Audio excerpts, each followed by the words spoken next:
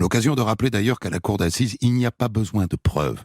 Je vous lis l'article 353 du Code de procédure pénale, qui est relu par le président ou la présidente à chaque fois qu'un jury se retire pour délibérer. La loi ne demande pas compte aux juges des moyens par lesquels ils sont convaincus, elle leur prescrit de s'interroger eux-mêmes dans le silence et le recueillement et de chercher dans la sincérité de leur conscience quelle impression ont faite sur leur raison les preuves rapportées contre l'accusé et les moyens de sa défense. La loi ne leur fait que cette seule question qui renferme toute la mesure de leur devoir. Avez-vous une intime conviction ? Pour le débrief tout à l'heure, une journaliste qui a fait toute sa carrière à Radio France, à France Bleu Champagne, grande spécialiste des affaires criminelles et qui la poursuit aujourd'hui sur son blog. Bonjour Monique Derrien. Bonjour. Votre blog s'appelle moniquederrien.com. Voici cette Très histoire. facile. Je l'ai écrite avec Thomas Audouard, réalisation Céline Lebrun. Europe 1, Christophe Ondelatte.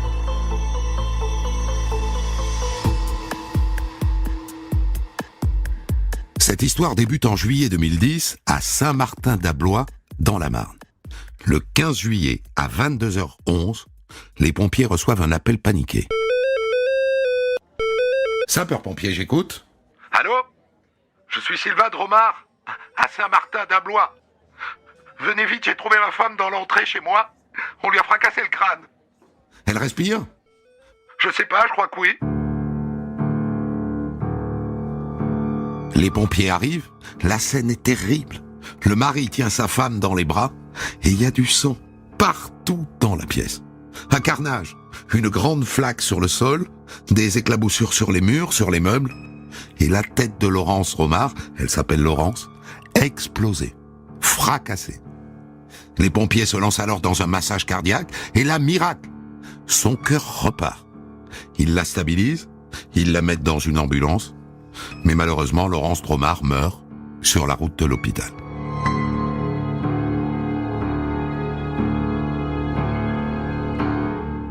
Quand les gendarmes arrivent, ils trouvent le mari, Sylvain, qui est artisan menuisier et qui a découvert le corps en rentrant du boulot, effondré. On était mariés depuis 19 ans. Il va falloir que je dise ça à nos deux filles. Leur maman est morte. Elles ont quel âge, vos filles ? Chloé a 14 ans. Et Clarisse a 18. Vous avez une idée de qui a pu faire ça ? Je pense que c'est un cambriolage. Regardez. Ils ont tout retourné, regardez, tout est par terre. Et c'est vrai, des armoires entières ont été vidées. Tous les dossiers de l'entreprise de Sylvain, qui est artisan menuisier, sont éparpillés sur le sol. La maison a été retournée. Est-ce qu'ils vous ont volé quelque chose ? Vous avez remarqué qu'il manque quelque chose ? Oui. J'avais mis du liquide caché dans une cassette vidéo, dans une enveloppe. L'argent a disparu. C'était pour payer nos vacances. On devait partir demain. Et c'est tout ? Non, j'ai vu aussi qu'il manque ses bijoux.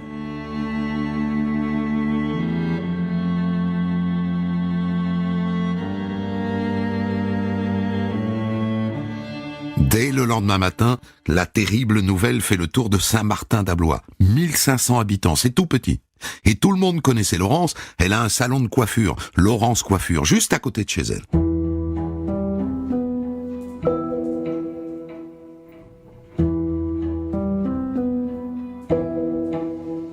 Un cambriolage qui a mal tourné, c'est possible.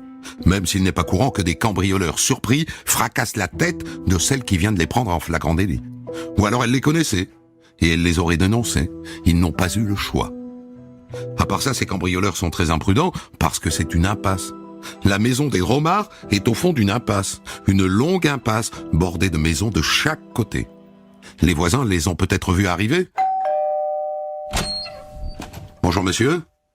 Gendarmerie. Vous venez pour Laurence ? Oui. Vous avez vu quelque chose ? Vu quelqu'un entrer chez les Dromards ? Non. Non, j'ai rien vu, je suis désolé. Personne n'a rien vu. Les gendarmes fouillent toute la maison et ils trouvent des bijoux qui pourtant étaient en évidence et qui n'ont pas été volés. Et puis une enveloppe avec du liquide, 500 €. Et à partir de là, une idée commence à leur trotter dans la tête. Et si ça n'était pas un cambriolage qui tourne mal? Parce que tout de même, ils ont les premiers retours du légiste. On s'est acharné sur cette femme. Elle a reçu au moins 10 coups violents sur la tête. 10. D'après les projections de sang, les premiers donnés debout et ensuite au sol. Bam, bam, bam, bam, bam. C'est beaucoup, 10 coups. Vous voyez un cambrioleur surpris en plein travail qui balance 10 coups violents comme ça à une femme qu'il ne connaît pas? Non, ça ressemble à un meurtre déguisé en cambriolage.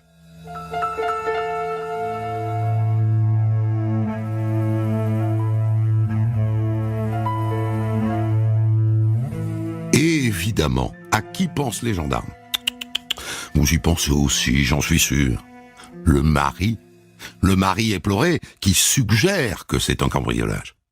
Les voisins disent qu'ils l'ont vu arriver chez lui à 21h50. Ça colle avec son propre témoignage. Ok. Alors pourquoi n'appelle-t-il les pompiers qu'à 22h11? Que fait-il dans les 21 minutes qui séparent la découverte de sa femme en sang du moment où il appelle le 18? D'autant que Laurence, à ce moment-là, est entre la vie et la mort. Il y a urgence. Puisque dans les minutes qui suivent leur arrivée, les pompiers, par un massage cardiaque, parviennent à relancer son cœur.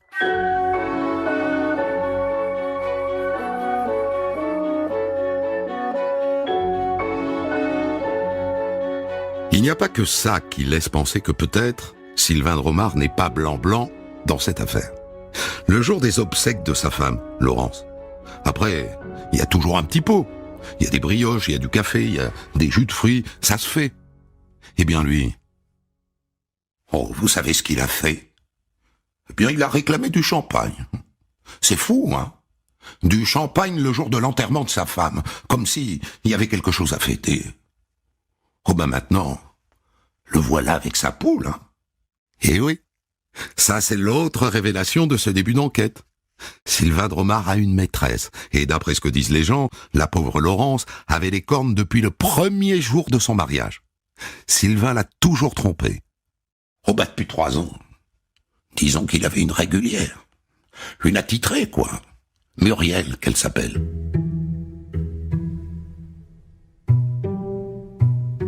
Muriel Bonin, secrétaire dans une boîte de matériaux de construction dont Sylvain Dromard est client. Mais attention, hein, n'imaginez pas une maîtresse qu'il va voir en cachette en racontant des bobards à sa femme. Depuis qu'il la connaît, Sylvain a quitté 2 fois le domicile conjugal pour aller vivre avec elle. Et puis il est revenu, pour les filles, pour leurs filles. Ça nous fait un mobile? Non. Il a une maîtresse, il n'arrive pas à quitter sa femme. Il la tue.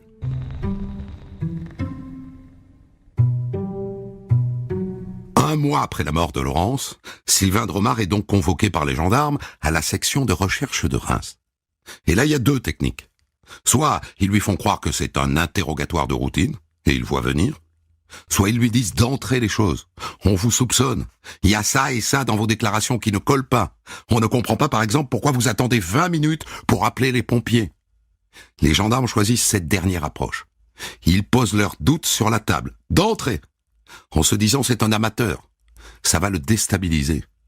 Eh bien, pas du tout. J'aurais jamais tué Laurence.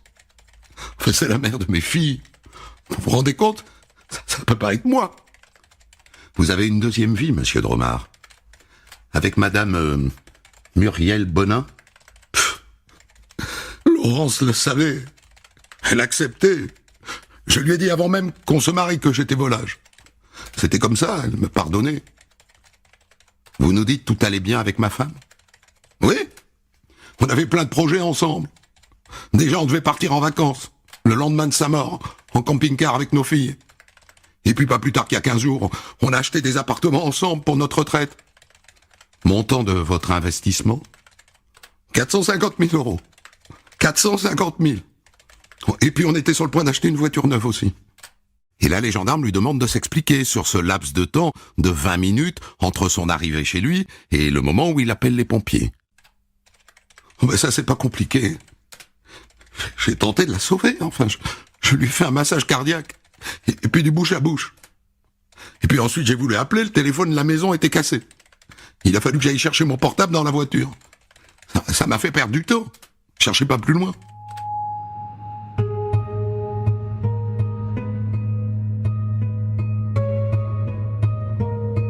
Ouais, pourquoi pas?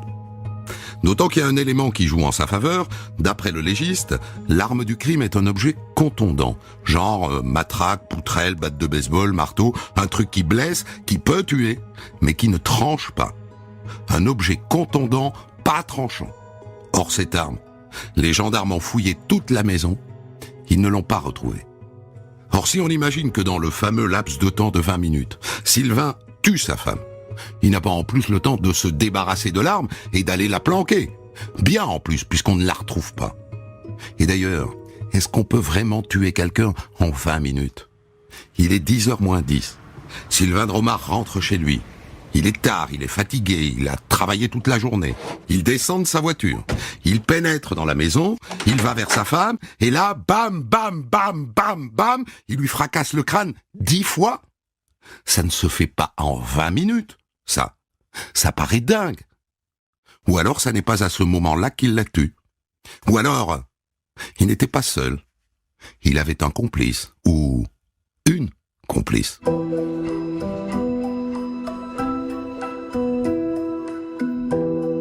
Et là encore, pas de chichi entre nous. Un complice, à qui pense-t-on en premier? Sa maîtresse, Muriel Bonin. Elle a un intérêt dans l'affaire. Passer de l'amour à temps partiel à l'exclusivité. Avoir son Sylvain pour elle toute seule. Les gendarmes se font remonter sa fadette, la facture détaillée de son portable. Tiens. Muriel coupe son portable à 19h pour ne le rallumer que le lendemain matin. Or, quand on regarde ses factures depuis plusieurs mois, ça ne lui arrive jamais. Jamais elle ne coupe son portable une nuit entière. Et là, par hasard, elle l'éteint la nuit du meurtre. Louche. Très louche. À part ça, les gendarmes apprennent que les deux femmes, Laurence Dromard et Muriel Bonin, se détestaient. Mieux que ça. 3 mois avant le meurtre, elles se sont empaillées, figurez-vous. Laurence est allée chez sa rivale pour lui demander d'arrêter de fréquenter son mari. C'est ce que racontent leurs amis. Et Laurence aurait traité Muriel de pute. Et en retour, Muriel lui aurait collé une baffe. Et ça s'est terminé, façon Astérix. Pim, pam, poum. Et elles se sont battues comme des chiffonnières. Muriel a pris un nion au point que son médecin lui a collé plusieurs jours d'arrêt maladie. Est-ce que Muriel n'a pas tout simplement voulu se venger ?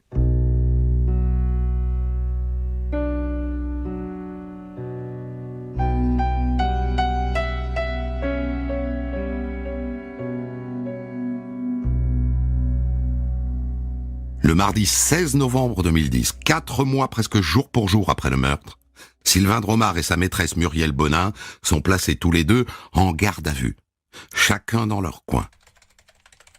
Madame Bonin, est-ce que vous pouvez nous détailler votre emploi du temps l'après-midi et la soirée du 15 juillet? J'étais chez moi. J'ai pas bougé. Ok, miss. Mais c'est long, une garde à vue.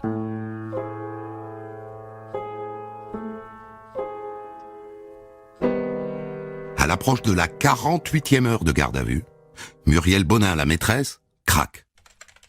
Je sais qui est l'auteur du crime. C'est Sylvain. Et elle donne tous les détails. Sylvain, il avait une batte de baseball. Il l'a attaqué par derrière. Elle est tombée. Il m'a dit qu'elle l'avait regardé, qu'il n'a pas supporté son regard, et il l'a frappé. Et il est frappé encore, par terre, au sol. Elle dit qu'il a ensuite maquillé son crime en cambriolage, renversé les meubles, les dossiers, cassé le téléphone, et qu'après il s'est changé, et qu'il a emporté ses vêtements souillés de sang et la batte de baseball, et qu'il est allé s'en débarrasser. Où s'en est-il débarrassé? À son atelier. C'est pas loin, c'est à 1 kilomètre de chez lui. Il a tout mis sous la laine de verre du faux plafond. Et elle raconte la suite en détail. À 10h moins 10, il rentre chez lui comme si de rien n'était. Et là, il la voit bouger. Sa femme n'est pas morte. Il m'a dit qu'il l'a vue ramper sur le sol.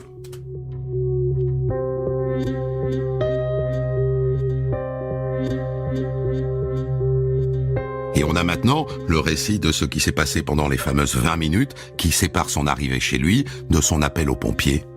Il l'a étouffé avec un torchon. Il a fini le travail. Et après, il a appelé les secours.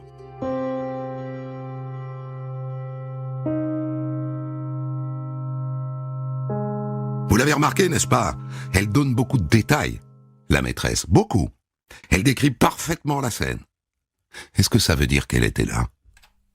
Madame Bonin, vous nous racontez tout ça 5 mois après le meurtre.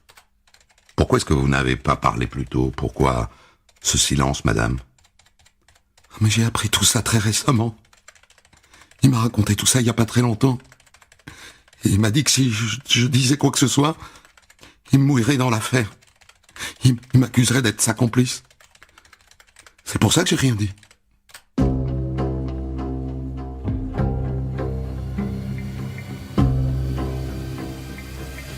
Quelques minutes plus tard, les gendarmes vont coller les révélations de sa maîtresse sous le nez de Sylvain Dromard. Raconte n'importe quoi. N'importe quoi. Enfin, j'ai pas tué ma femme. Elle délire. Parole contre parole.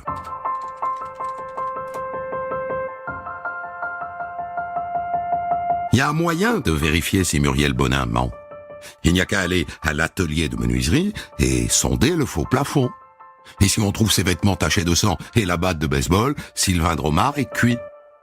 Les gendarmes y vont. Regarde là, là. Là, il y a un trou dans le faux plafond. Un trou, oui. Mais dedans, il n'y a rien. Ni vêtements, ni batte de baseball. Donc, elle a menti. Elle a raconté n'importe quoi. Pas sûr, car elle a quelque chose à ajouter. Il l'a pas laissée dans le faux plafond. Il est allé la brûler dans les vignes. Dans ses vignes. Et ses vêtements aussi. Ah ah! Ça, c'est intéressant parce que il y a dans la procédure le témoignage d'un riverain qui dit qu'il a vu Sylvain Dromard près de ses vignes. Eh bien, on y va. Allons fouiller la vigne. Et qu'est-ce qu'on trouve dans la vigne en question? Les restes d'un feu. Et dans les cendres, les restes de semelles de chaussures de sport. Elle n'a donc pas menti, la bougresse. Sylvain Dromard a donc tué sa femme. Même si honnêtement, les gendarmes trouvent que Muriel Bonin donne beaucoup de détails. Beaucoup trop. Elle donne l'impression d'avoir assisté au crime. En attendant, retour face à Sylvain Dromard. Monsieur Dromard, suite aux déclarations de Madame Bonin, nous nous sommes rendus dans l'une de vos vignes. Et nous avons trouvé des cendres. Et dans ces cendres, des vêtements brûlés et les restes d'une paire de baskets. Est-ce qu'il s'agit de vos vêtements, monsieur Dromard?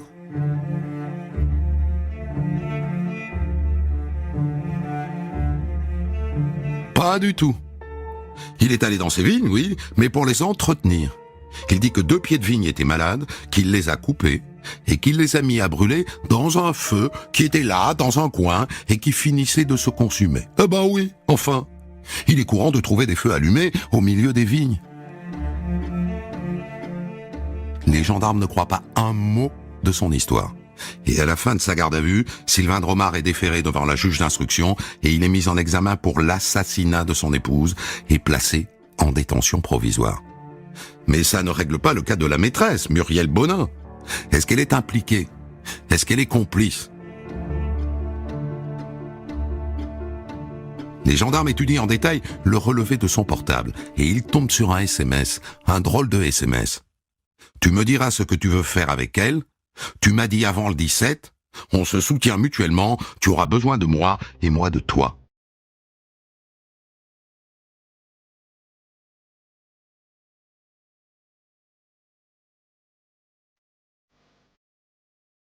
Qu'est-ce que vous comprenez à ce SMS, vous? Eh bien d'abord qu'il y a une date butoir pour éliminer Laurence, le 17 juillet. Et ça colle avec la date du meurtre, le 15 juillet. Et surtout, ce message signifie que la maîtresse était au parfum avant. Au minimum, elle savait que son amant allait tuer sa femme. Je dis au minimum parce qu'au maximum, elle y a participé. Et même est-ce que ça n'est pas elle, l'assassin?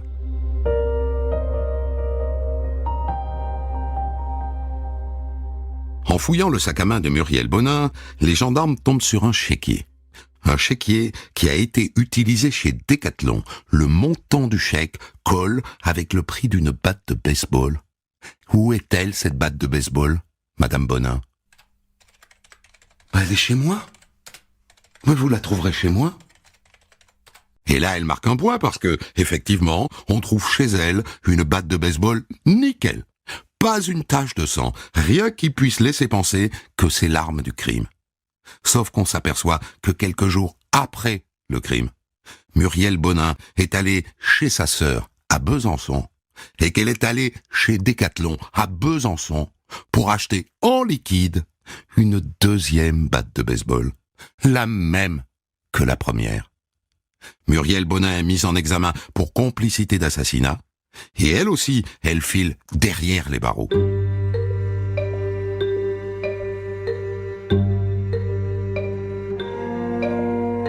Et voilà le scénario qui se dessine. Sylvain Dromard est raide dingue de sa maîtresse. Et elle, après 3 ans dans l'ombre, elle en veut davantage. Elle ne veut plus partager son amant avec sa femme. Elle le somme de se débarrasser de son épouse. Elle est l'instigatrice de l'assassinat et lui en est le bras armé.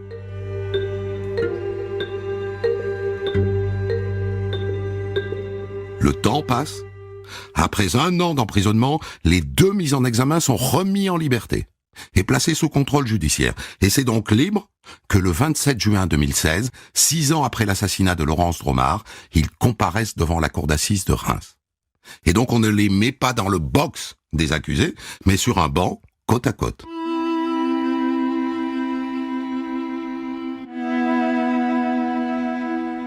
La scène résume parfaitement la situation. Ils sont chacun à un bout du banc.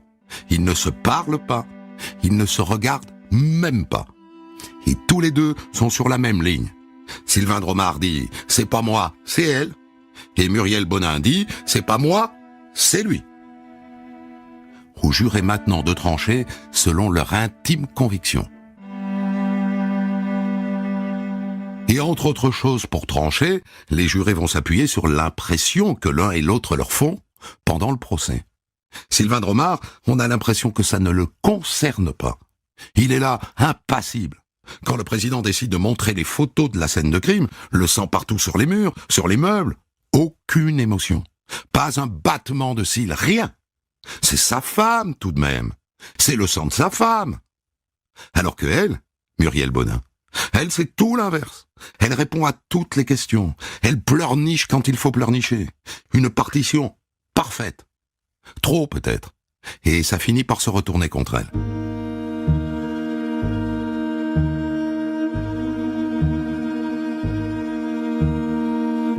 Un expert vient à la barre. Sur la scène de crime, on a trouvé une trace de pas ensanglanté. Une trace de Converse taille 39. Il ne s'agit ni de la pointure de Sylvain Dromard, ni de celle de Laurence Dromard, la victime, ni de celle des pompiers qui sont intervenus. En revanche, Muriel Bonin chausse du 39. On ne peut pas jurer que c'est son empreinte, hein. Mais ça met le doute. Le verdict tombe. Sylvain Dromard est condamné à 30 ans de réclusion criminelle pour l'assassinat de sa femme. Et Muriel Bonin a 18 ans pour complicité d'assassinat. Et tous les deux sont arrêtés sur le champ et expédiés en prison pour purger leur peine. Tous les deux font appel. Et le procès se rejoue donc devant la cour d'assises de Troyes en septembre 2017. Et là, changement de décor, hein. Ils ne sont plus libres, ils sont prisonniers et ils sont donc tous les deux dans le box. Un procès d'appel marqué par une déclaration spontanée de Sylvain Dromard. Je vais vous dire ce qui s'est passé, réellement, le 15 juillet. En rentrant chez moi, j'ai vu 2 personnes. C'était Muriel Bonin et son frère. Elle m'a dit « Je viens de massacrer ta femme. » Elle m'a dit « Si tu parles, je tue tes filles. » Pourquoi est-ce que vous n'avez rien dit avant, monsieur ? J'avais peur pour mes filles. Elle m'a dit qu'il y avait un contrat sur elle. Et puis elle a aussi mis un contrat sur ma tête, depuis qu'on s'est séparés en avril. Pourquoi est-ce que vous faites ces révélations aujourd'hui, monsieur ? Je suis obligé. Je peux plus garder ça pour moi. J'ai entendu trop de mensonges depuis le début du procès.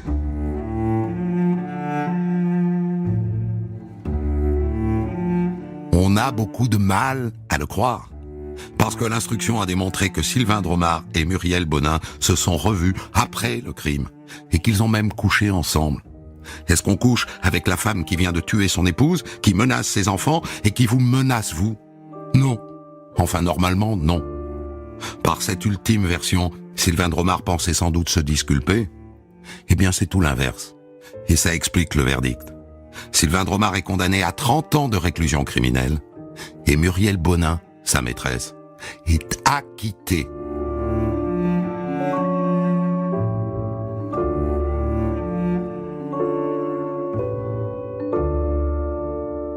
Six mois plus tard, Sylvain Dromard, en prison, à Châlons-en-Champagne, avale une boîte entière d'anxiolytiques dans sa cellule.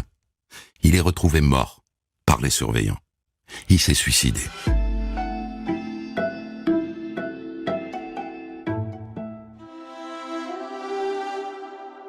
Et je suis donc avec Monique Derrien, longtemps journaliste à Radio France, aujourd'hui à la tête d'un blog qui s'appelle moniquederrien.com. Monique Derrien, vous avez suivi cette affaire depuis le début et au long des deux procès. Est-ce que le suicide de Sylvain Dromard, au fond, n'est pas un aveu qui n'est jamais venu pendant les procès? Un aveu de sa culpabilité, sans doute, oui. Et puis je pense que il a compris, en fait, il s'est suicidé quand son recours en cassation a été refusé. Et il a compris à ce moment-là que, voilà, tout était perdu, qu'il ne pourrait pas restaurer la confiance de ses filles parce que ses filles comptaient beaucoup dans sa vie. Il n'y avait pas grand-chose qui comptait. Il n'y avait pas beaucoup d'humanité chez lui. Elles l'ont soutenu, ces filles, au procès? Jusqu'à un certain point. Il y a quand même eu un moment où c'était plus possible de le suivre, notamment quand il a inventé cette histoire rocambolesque d'un contrat qui pesait sur leur tête, sur sa tête à lui. En fait, il s'est tiré une balle dans le pied à ce moment-là. Parlez-nous de cet homme, Monique Derrien, parce que vous l'avez vu au cours de ces deux procès. À quoi ressemble donc cet homme qui, on peut résumer les choses comme ça, au lieu de quitter sa femme, la tue? Oui, c'est tout à fait ça. Au lieu d'avoir le courage de la quitter, il la tue. C'est très surprenant. Il aurait pu effectivement partir tranquillement avec Muriel Bonin. Bon, c'était quand même un homme assez violent. C'était un homme qui était très féru de séries policières, qui avait beaucoup bu ce soir-là. Je pense qu'il n'a pas eu le courage de la quitter. Il a trouvé celui de la tuer, en effet. C'est assez étrange. Alors évidemment, Monique Derrien, nous débriefons cette histoire avec vous. Vous êtes journaliste depuis longtemps dans cette région-là, la Champagne. Vous avez longtemps travaillé à Radio France. Vous tenez aujourd'hui un blog qui parle entre autres de procès et de justice, moniquederrien.com. On est désarçonné par le jugement contradictoire des deux procès d'assises, même s'il y a une seule vérité judiciaire, c'est qu'elle est innocente.